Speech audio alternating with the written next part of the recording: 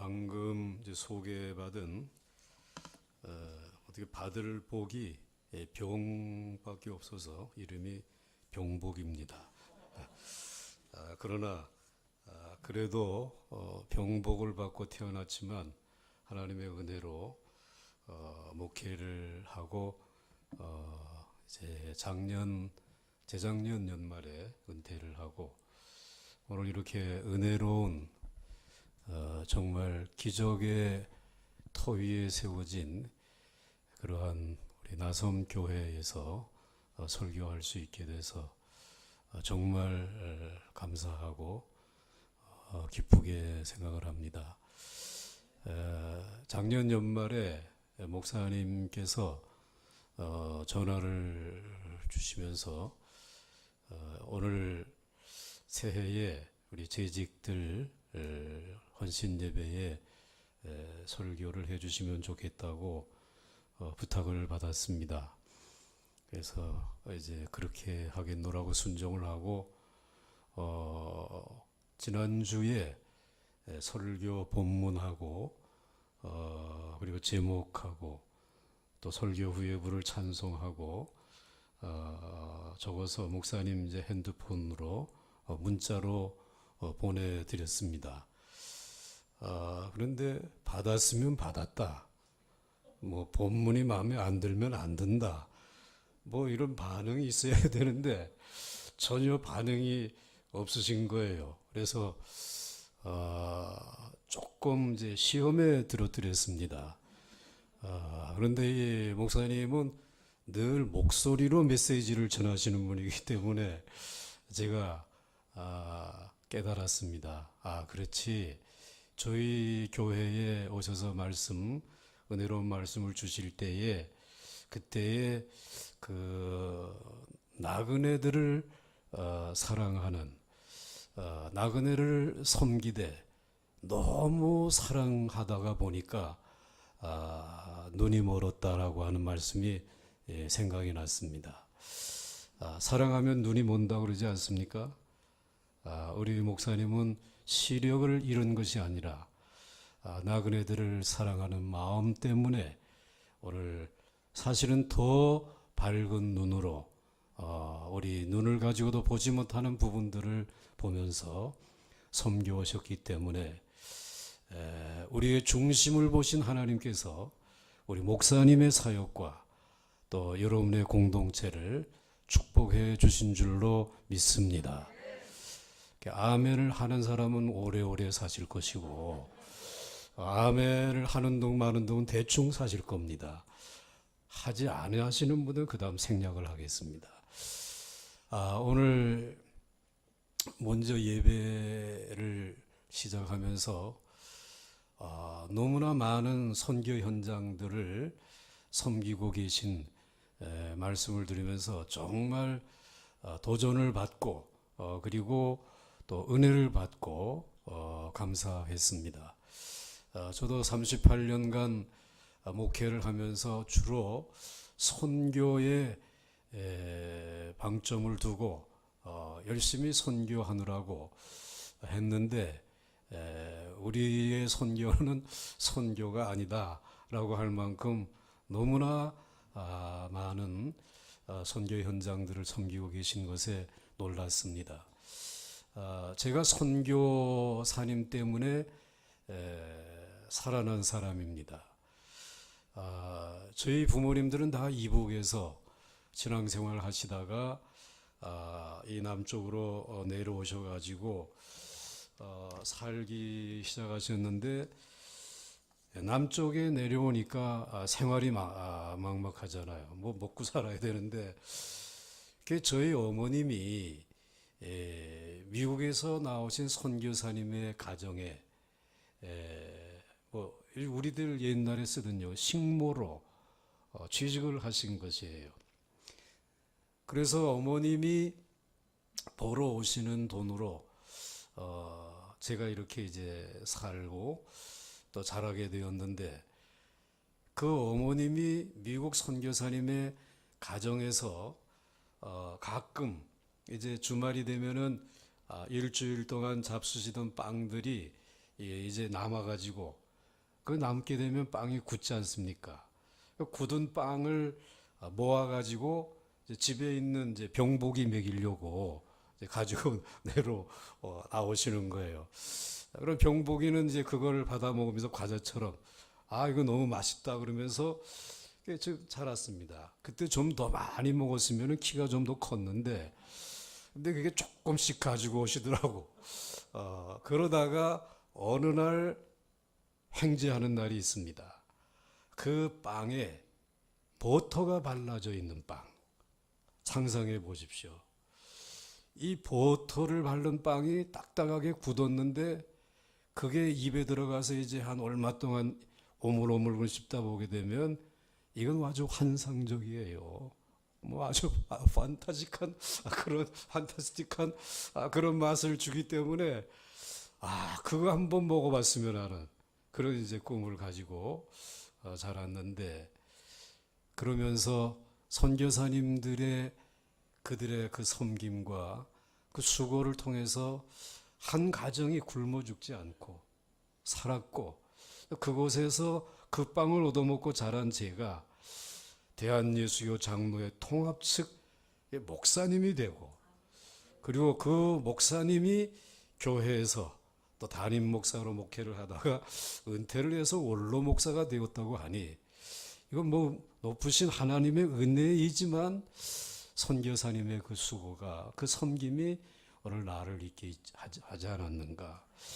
그래서 우리 선교사님들 저희 교회에서 이제 파송을 할 때에 꽤나 이제 단독 선교사 지금 말씀하신 나라 가운데 보내지 못한 선교지 하나를 택하라면 여러분과 다 겹치는데 베트남엔 저희들이 선교사를 보낸 적이 없어요. 그러니까 여러분들이 저희 교회보다 더 낫다라는 건 틀림없습니다. 그래서 그냥 그런 면에서 나서도 괜찮습니다. 나섬교회니까. 그런데 그 선교사님들을 파송할 때 꼭 제가 당부하는 말이 있습니다. 선교 현장에 가게 되면 보고서 보내는 일은 나중이고 그 선교지에 있는 사람 가운데 꼭 집에서 빨래를 해줄 수 있거나 또는 이제 밥을 해주실 수 있는 분들을 꼭 한 분씩 모셔라. 그리고 그분들을 잘 섬겨라. 그분들의 자녀 가운데 나같이 훌륭한 목사가 태어날 수 있다. 잘할 수 있다. 아멘 하는 사람은 오래오래 사신다 그랬습니다. 이제 그렇게 하면서 선교사님들을 보내고 또 보내니까 하나님이 교회를 축복해 주시고 또 어디를 가든지 그분들의 사역의 이야기를 듣는 것이 그저 우리 교회의 이야기만 듣는 것보다 더 풍성한 은혜를 누렸던 것을 기억하면서 여러분의 선교는 하나님이 정말 기뻐하시는 영광스러운 사역인 줄 믿으시기 바랍니다. 그리고 그 사역을 감당할 수 있도록 여러분들의 교회를 주님이 오시는 그날까지 견고하게 해주실 줄 믿으시길 바랍니다. 그러한 하나님의 은혜 가운데 세워진 나섬교회 그리고 우리들이 사랑하는 이 교회를 오를 때마다 저희 교회는 교회에 계단이 있기 때문에 올라가야 됩니다. 그래서 그 교회의 계단을 오를 때마다 그리고 올라가서 교회의 문을 열고 들어설 때마다 감격이 있습니다. 여러분의 교회는 교회로 들어오시려면 내려오셔야 돼. 계단을 내려오시더라고. 그런데 성경적인 것은 계단을 내려가는 게 왜? 내려가게 되면 높아지게 되지만 높아지게 되면 언젠가 내려가게 돼 있어. 그러니까 나섬교회는 이미 교회로 가는 길부터가 영광스러운 길인 줄 믿으시길 바랍니다. 계단을 이제 오르게 되면서 늘 생각하는 것이 있었어요. 이 땅에 있는 교회가 오늘날까지 존재하는 그 신비로운 힘에 대해서 생각해 보곤 했습니다. 지나간 2000여 년의 역사가 흘러갔는데도 여전히 하나님의 교회는 이 땅에 든든히 서 있으며 세상을 향하여 영향을 미치는 그 힘에 대해서 놀라움을 금치 못합니다. 참으로 교회의 존재는 기적 중에 기적이라고 생각합니다. 세상의 모든 나라는 수없이 생겨났다가 사라졌고, 세상의 모든 조직과 집단은 선한 목적으로 모였다가 끝내는 서로의 이익을 위해 다투다 문을 닫아 버렸는데, 하나님의 교회는 어찌하여 오늘날까지 그 영광스러움을 잃지 않고 존재하는 것일까? 그 기적의 힘은 무엇일까? 이 하나님의 교회는 언제까지 이 땅 위에 존재할까? 생각하면서 교회의 계단을 오르다 보면 가슴이 벅차 터질 것 같은 감정을 종종 느끼게 됩니다. 사랑하는 나섬교회 성도 여러분, 이 영원한 교회의 일원이 되었다는 것이 자랑스럽다고 느껴지지 않습니까? 이 영원한 교회를 위해 부름을 받고 섬길 수 있는 기회를 얻었다는 것이 놀랍다고 생각되지 않습니까? 그래서 아마 다윗은 여러분의 유인물을 차례대로 보시면 됩니다. 시편 84편 10절 말씀에 주의 궁정에서의 한날이 다른 곳에서의 첫날보다 나은즉 악인의 장막에 사는 것보다 내 하나님의 성전 문지기로 있는 것이 좋사오니 라고 노래하였던 것입니다. 하나님의 교회는 영원합니다. 하나님의 교회는 지상에 있는 기적 중에 가장 큰 기적입니다. 이 놀라운 기적을 우리 거룩한 무리들에게 하나님은 허락해 주셨습니다. 그러므로 하나님의 교회의 일원이 되었다고 하는 말은 하나님의 기적에 참여하고 산다는 말도 되는 것입니다. 그러면 하나님의 교회란 구체적으로 무엇일까? 교회의 성격은 어떠하며 교회의 장차 운명은 어떻게 될 것인지를 본문을 중심으로 생각해 보려고 합니다. 첫째로 지상의 교회는 죄악된 세상 속에 있음을 말씀하고 있습니다. 본문 2절 말씀, 고린도전서 2절 말씀에 고린도에 있는 하나님의 교회라고 하는 말이 있습니다. 여러분의 유인물에도 있으면 아멘 하시기 바랍니다. 보고 계신다는 말이죠. 구약 성경에서는 하나님의 거룩한 성전이 거룩한 산 시온에서 있었음을 강조하고 있었습니다. 그러나 성전 자체가 되시는 예수 그리스도께서 이 땅에 오셔서 세상을 위해 죽으시고 다시 부활하셔서 교회의 머리가 되신 후에 신약의 교회는 거룩한 예루살렘에 머물지 않고 세상 속에 내려가 자리를 잡기 시작했습니다.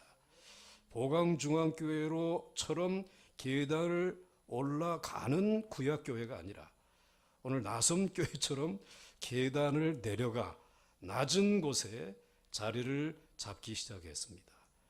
특히 죄악된 세상 한복판에 주님께서 피로 값주고 사신 거룩한 교회를 세우셨습니다. 본문에 고린도라고 하는 도시는 고대 세계 속에서도 사치하고 화려하며 죄악이 조직화된 악의 대명사였습니다. 고린도는 항구 도시로 세계 무역의 절반이 이루어지는 무역의 중심지요 교통의 집결지였습니다. 고린도는 수많은 우상을 섬겼고 그 중에서도 그들의 육신을 즐겁게 하는 비너스 여신상을 섬기는 아주 음란과 세욕의 도시였습니다.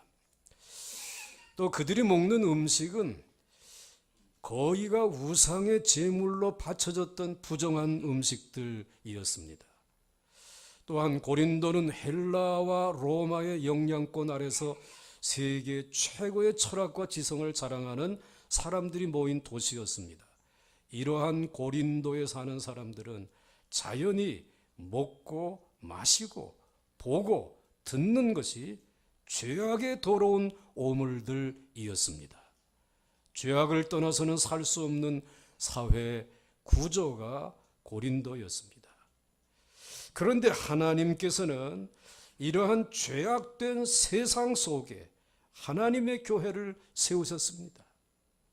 그리고 그 썩어 죽어져가는 고대 사회를 구원하는 구원의 방주로 삼으셨습니다. 본문은 이 놀라운 계획을 갖고 있는 교회의 모습을 설명해 주고 있습니다. 그 교회는 우리들의 교회와 같이 아름답고 웅장한 건물이었다고 말하지 않습니다. 오늘날의 세계 모든 교회와 같이 어떤 조직과 훌륭한 프로그램을 갖고 있다고 말하지 않고 있습니다. 오직 고린도에 있는 하나님의 교회는 2절에 있는 말씀처럼 그리스도 예수 안에서 거룩하여지고 성도라 부르심을 받은 자들과 또 각처에서 우리의 주 곧 그들과 우리의 주 되신 예수 그리스도의 이름을 부르는 모든 자들이라고 하였습니다. 즉 교회란 첫째 주 되신 예수 그리스도 안에서 부름을 받아 거룩해진 성도들 곧 여러분들입니다. 둘째로는 각처에서 성도로 불러주신 주의 이름을 부르는 자들이 교회 역시 여러분이라고 말씀해 주시고 있습니다. 다시 말하면 교회란 건물이나 조직이 아니라 그리스도인의 거룩한 생활 자체가 교회라는 말입니다. 그 썩고 부패한 고린도의 한 복판에서 썩지 않도록 소금의 역할을 하는 그 생활, 또 캄캄하게 어두워져 가는 세상 속에서 빛과 등대의 역할을 하는 그 생활 자체가 교회라고 하는 말입니다.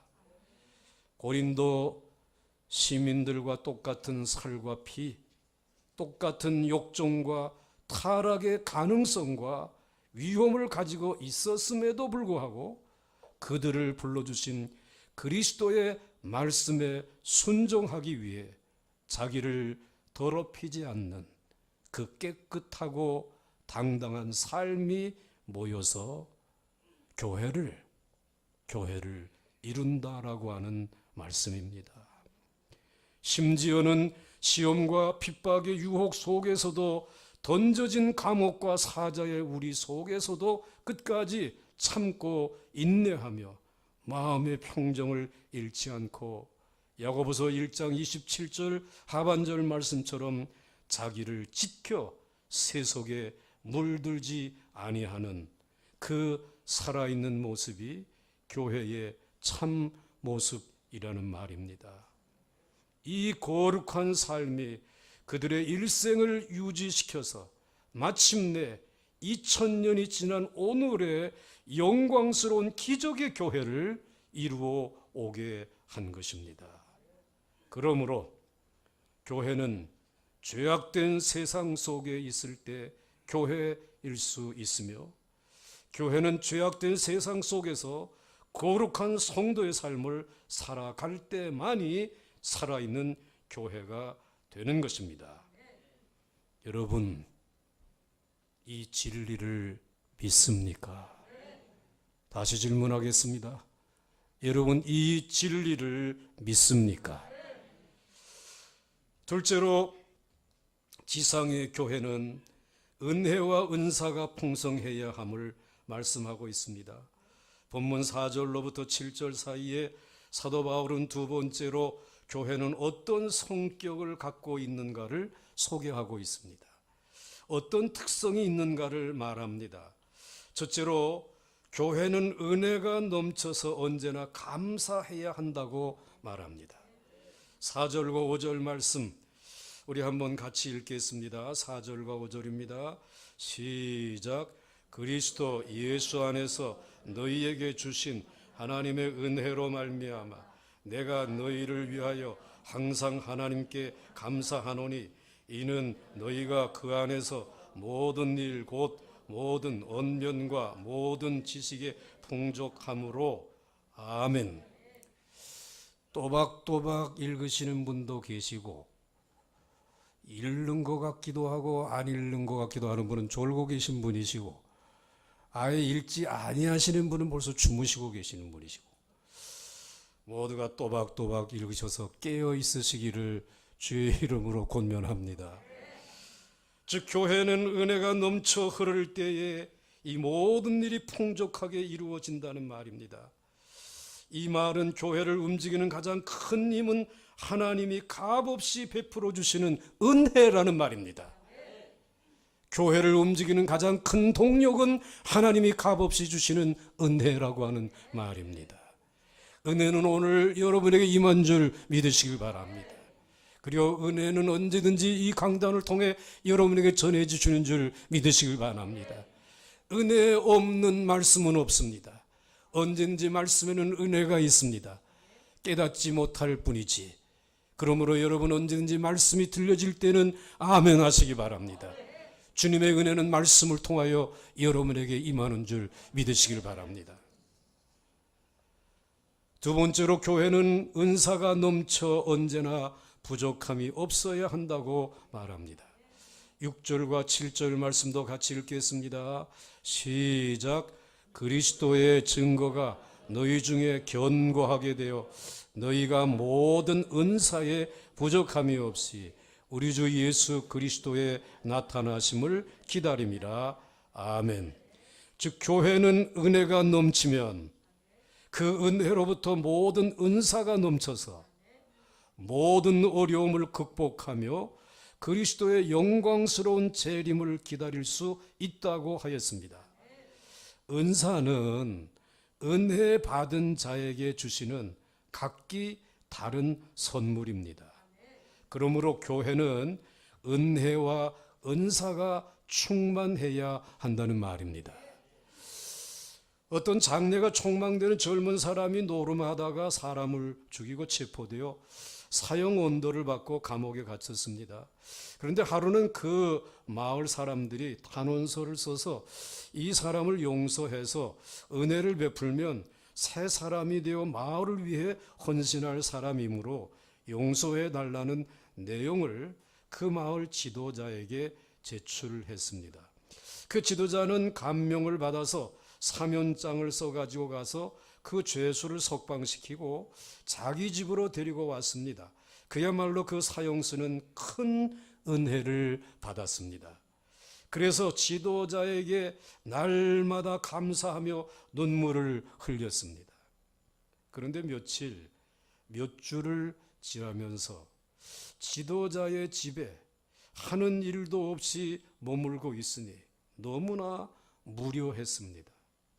지도자 역시 저렇게 젊은 사람을 그냥 놀려서는 안 되겠다라고 생각해서 그 젊은이에게 물었습니다. 자네가 이 세상에서 제일 잘할 수 있는 일이 무엇이고 하고 싶은 일이 무엇인지 물었습니다. 그랬더니 자기는 정원을 가꾸는 원예의 소질이 있으니까 그 기술을 가르쳐 달라고 했습니다. 그래서 지도자는 그에게 전문 기술자를 데려다가 좋은 원예 기술을 가르쳐 주었습니다. 이 사형수는 그 기술을 익혀서 은혜를 베풀어 주신 지도자의 정원을 정말 아름답게 가꾸어 놓았습니다. 인류 정원사가 된 것입니다.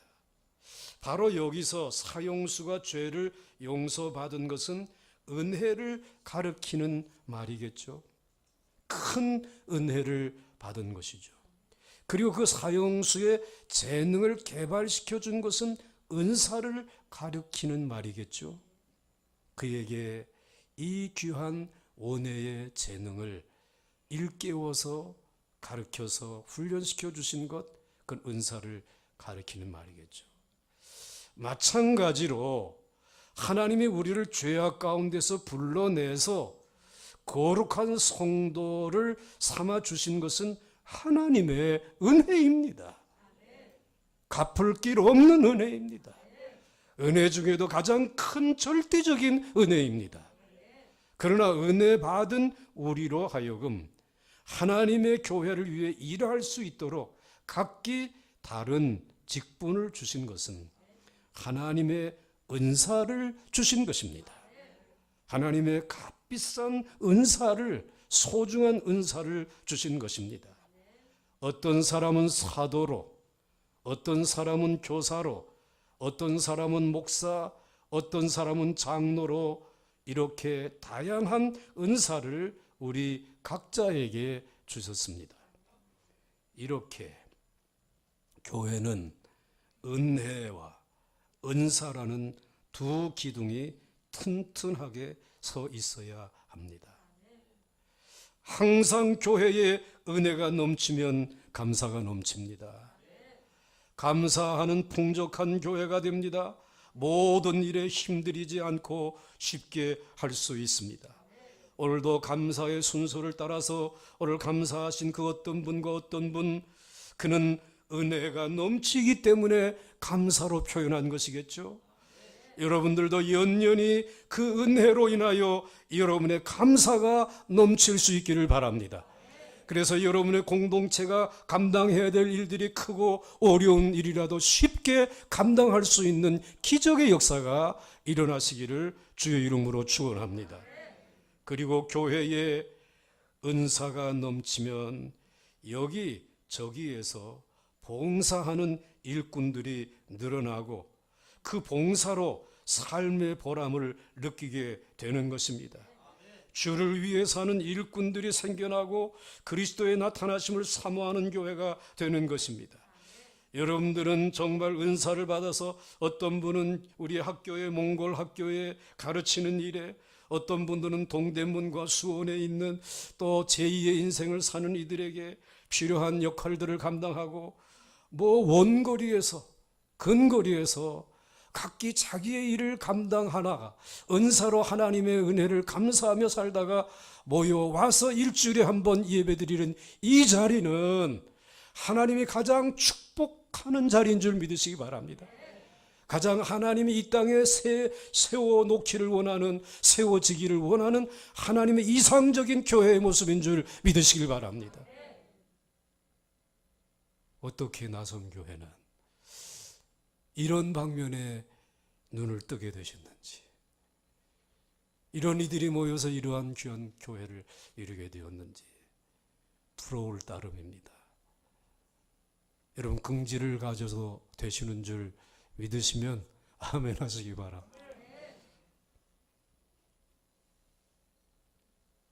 그러므로 교회는 2000여 년 동안 은혜가 넘쳐 흘렀고 그 은혜는 은사를 충만케 하여 모든 시련을 극복하며 주의 영광스러운 재림을 기다리며 여기까지 달려오고 달려가는 줄 믿습니다. 교회의 특성은 풍성한 은혜와 다양한 은사입니다. 오늘 우리는 이 기적의 한복판에 서서 주님께서 베푸신 은사를 가지고 감사하며 새해를 맞이하는 것입니다. 여러분의 새해가 더 의미 있고 영광스러운 복된 한 해가 될 줄 믿으시길 바랍니다. 이제 마지막 세 번째로 지상의 교회는 주님 오실 때까지 견고하게 든든히 서 있을 것입니다. 8절 말씀 한번 같이 읽겠습니다. 시작. 주께서 너희를 우리 주 예수 그리스도의 날에 책망할 것이 없는 자로 끝까지 견고하게 하시리라. 아멘. 즉 사도 바울은 장차 교회의 운명이 어떻게 될 것인지를 말하고 있습니다. 제가 시무했던 보강중앙교회의 미래의 운명은 어떻게 될 것인가 저도 궁금해하고 있습니다. 오늘 이 자랑스러운 성경적인 나선교회의 미래의 운명은 어떻게 되어질 것인가? 여러분 어떻게 생각하고 계십니까? 오늘 성경은 말합니다. 주께서 너희를 우리 주 예수 그리스도의 날에 책망할 것이 없는 자로 끝까지 견고하게 하시리라. 사도 바울은 장차 교회의 운명이 어떻게 될 것인지를 말하고 있습니다. 하나님의 교회를 끝까지 견고하게 하시리라. 하나님의 교회를 끝까지 견고케 하시리라. 왜 아멘이 없으시죠? 왜 아멘이 없으시죠? 하나님의 나선 교회를 끝까지 견고케 하시리라. 하나님이 여러분의 가정이라고 하는 교회를 끝까지 견고하게 하시리라. 하나님이 여러분의 직장에 세우신 그 직장의 교회를 끝까지 견고하게 하시리라. 사실 이 말은 그 당시 고린도 교회의 그리스도인에게는 큰 희망이 되지만 그 당시 세계를 지배하고 있던 로마 제국의 황제나 그의 지배를 받고 있는 로마인 백성들에게는 매우 듣기 거북한 말이었을 것입니다. 그러나 이 말은 진리입니다. 로마 제국은 망하였어도 하나님의 교회는 망하지 아니하고 영원히 유지되어져 갈 것입니다. 이 땅의 모든 나라는 무너지고 사라져도 하나님의 교회는 끝까지 견고하리라. 이 말은 교회 건물이나 조직이 영원할 것이라는 말은 아닙니다.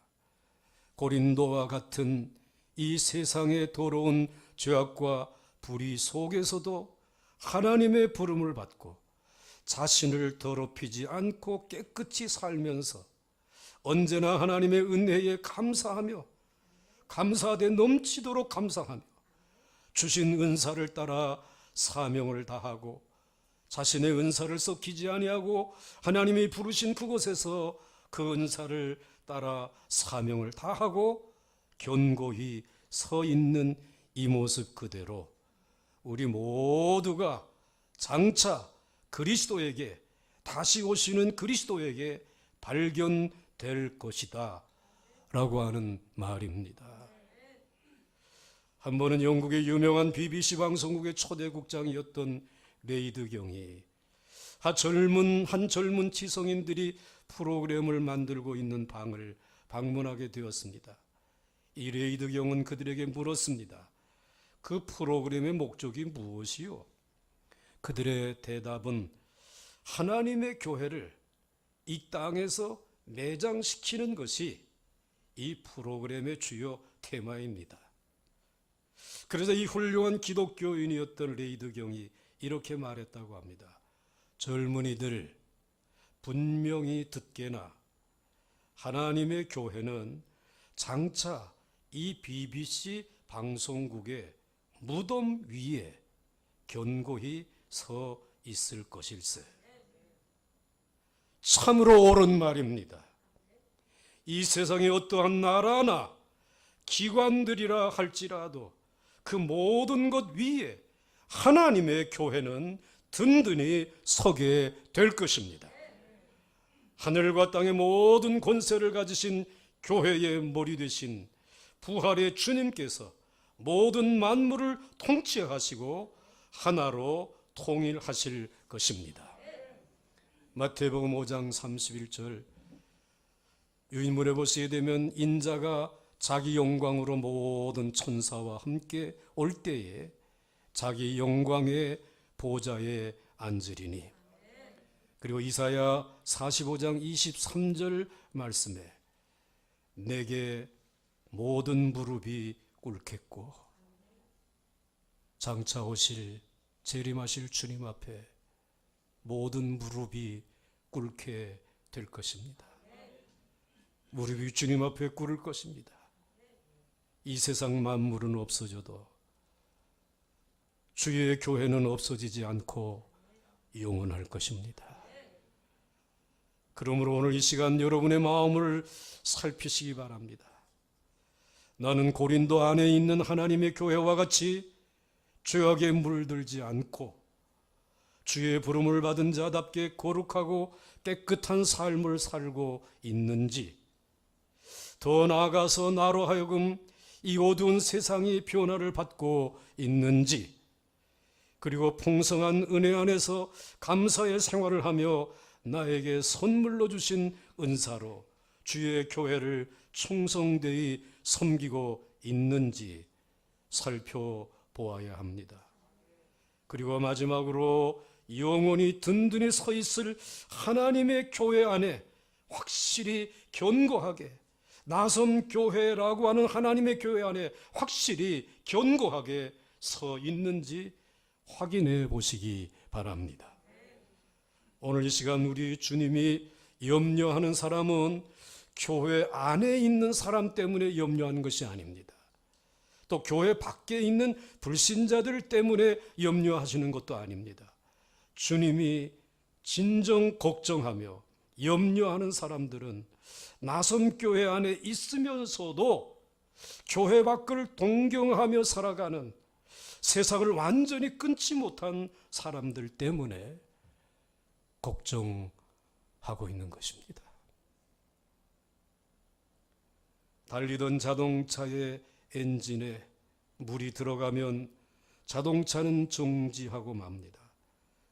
휘발유와 물이 섞이면 그 엔진은 정지하고 맙니다. 마찬가지로 교회보다 자신과 세상을 더 사랑하면, 그래서 자신과 교회를 세상처럼 만들어가면 여러분의 삶은 조만간 정지하고 말 것입니다. 그러나 교회를 100% 사랑하며 헌신하며 마지막 주의 날을 위해 힘차게 달려가면 많은 열매를 맺게 해 주실 줄 믿으시길 바랍니다. 나는 참 포도나무요 너희는 가지라. 너희가 내 안에 있으면 절로 과실을 많이 맺느니라 말씀해 주시고 있습니다. 나섬 교회 안에 머물게 되면 하나님의 많은 열매를 맺게 해 주실 줄 믿으시길 바랍니다. 오늘 이 시간에 결단하시기 바랍니다. 또 한 주를 더 기다릴 필요가 없습니다. 지금 이 시간 영원히 든든히 서 있을 하나님의 교회를 위해 헌신을 다짐하시기 바랍니다. 이것은 가장 현명한 선택입니다. 견고한 하나님의 교회 안에 있으면서 세상을 두려워하십니까? 2000년을 견고하게 서서 여기까지 오게 하신 주님의 교회의 기적을 보면서도 교회의 미래를 염려하십니까? 주님의 영광스러운 하나님의 교회는 영원할 줄 믿으시고 오늘 아침 우리의 생명을 들여 죽도록 충성할 것을 맹세하도록 하십시다. 그 마음으로 우리 각자에게 맡겨주신 영광스러운 하나님의 교회의 계단을 김병국 목사는 오르고 나섬교회는 계단을 내려오시고, 그래서 영광스러운 하나님의 교회의 기적은 나섬교회에서 계속되어질 줄 믿으시기 바랍니다. 확신하시기 바랍니다. 기뻐하시기 바랍니다. 다윗은 고백합니다. 시편 84편 10절로부터 12절 같이 읽겠습니다. 여러분의 고백으로 들으시기 바랍니다. 시작. 주의 궁정에서의 한날이 다른 곳에서의 첫날보다 나은, 악인의 장막에 사는 것보다 내 하나님의 성전 문지기로 있는 것이 좋사오니 여호와 하나님은 해요 방패시라. 여호와께서 은혜와 영화를 주시며 정직하게 행하시는 자에게 좋은 것을 아끼지 아니하실 것임이니이다. 만군의 여호와여, 주의 의지하는 자는 복이 있나이다. 주님, 이 영광스러운 교회 안에서 맛을 잃은 소금이나 빛을 잃어버린 등대가 되지 않도록 새로운 소금 언약으로 인치시고 세석의 물결이 파도처럼 몰려와도 꺼지지 않을 수 있는 성령의 신선한 기름을 넘치도록 이 아침 우리 모두에게 부어 주시옵소서. 온라인으로 예배를 드리는 이들의 머리 위에도 부어 주시옵소서. 우리의 다음 세대들의 머리 위에도 더 신선한 기름을 부어 주시옵소서. 그래서 우리가 사랑하는 영광스러운 교회가 2000년을 넘어 주님이 다시 오실 때까지 기적을 이어가게 하여 주시옵소서. 견고하게 서 있게 하여 주옵소서. 예수님의 이름으로 간절히 기도드렸사옵나이다. 아멘.